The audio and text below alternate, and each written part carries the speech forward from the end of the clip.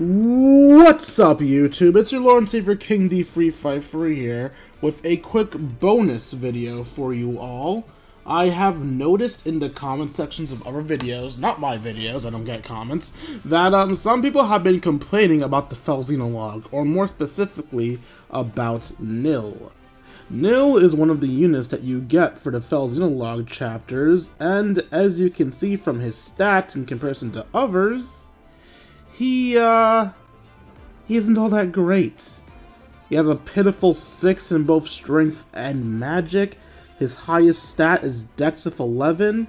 And just looking at his sister, for example, his lowest stat is his highest stat is her lowest stat. Even if you take a low strength character like Alchrist here, just look at this. Look at this nonsense. Fugato has better offensive capabilities than him. Everybody is like slaughtering this kid in usability. Hell, I think even Seedall. Yeah, even Seedall is better than him. This kid is hot garbage, but he isn't irredeemable. Well, he is irredeemable, but you can make him usable at the very least. That's what this video's for. I want to give some small tips and tricks on what emblem rings can salvage Nil, because he is not good. We can at least make him usable.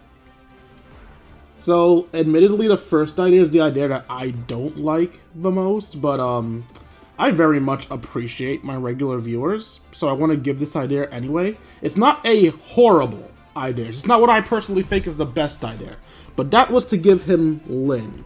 Now, I don't necessarily agree with this idea, but the idea is that by using call doubles, you can get some true damage off with all of his attacks, thus making him actually deal damage.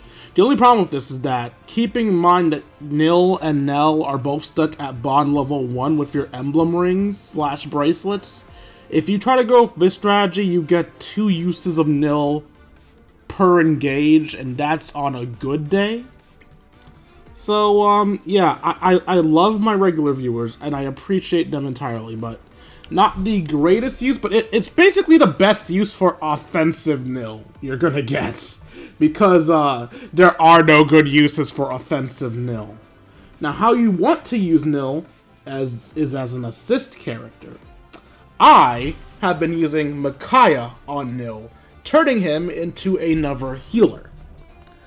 Even in Chapter 1, you see that they gave him this little restore staff. He can't use it. He can only use it because I gave him Micaiah. Without Micaiah, you have to transfer this restore staff to somebody, wasting a turn. With Micaiah, you can put some staves in your convoy. Yes, you have to put them in your convoy because the game is dumb and does not let you actually just give items to your guest characters. Let me show you guys, see? You can't give items to your guest characters, it's stupid. But, yeah, I gave him Micaiah, so he can at least be a healer and make some use of his menial stats. His healing is decent, because, again, his magic and strength are the same. He's still one of the weaker healers, but it's not too bad. You tend not to be healing for max points anyway, and Grand Sacrifice doesn't care how good your magic is.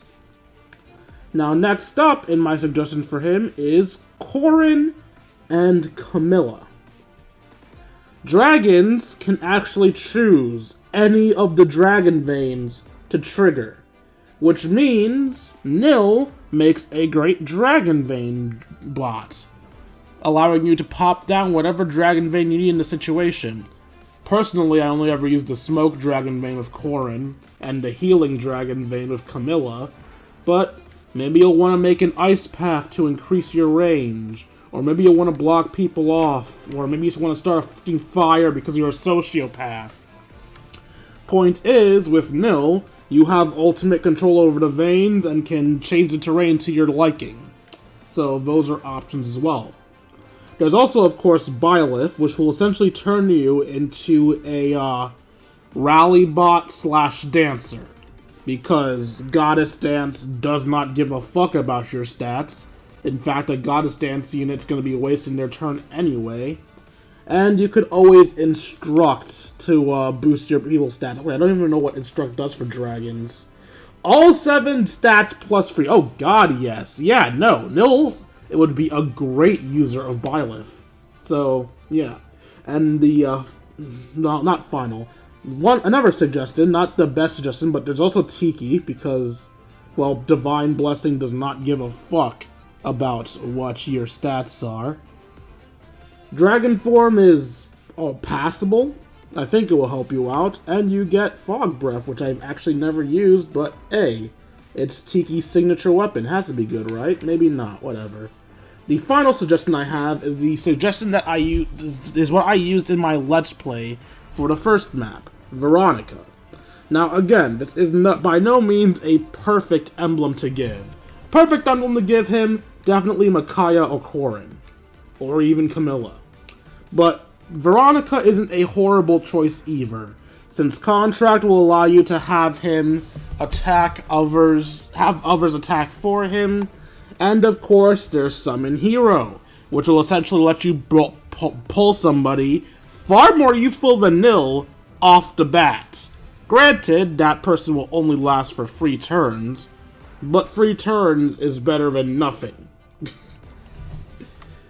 This is not a long-term solution, by the way, but Sorin is also a decent option, because in the last map I was on, which was Chapter 3, by the way, the Brodian Assault one, I spent a good portion of the map assigning a decoy to someone who could not get hit by the long-range artillery, and as a result, I wasted a lot of turns with the person I had Sorin equipped to.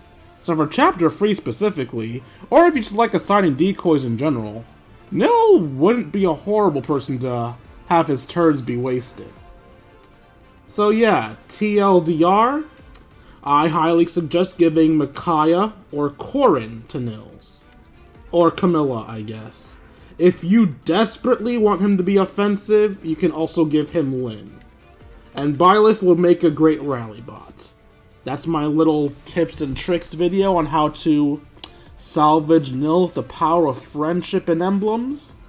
If you found it helpful at all, like, comment, subscribe, and maybe even donate to me at buymeacoffee.com/KingD353. And I'll see all you beautiful people later. Deuces, YouTube.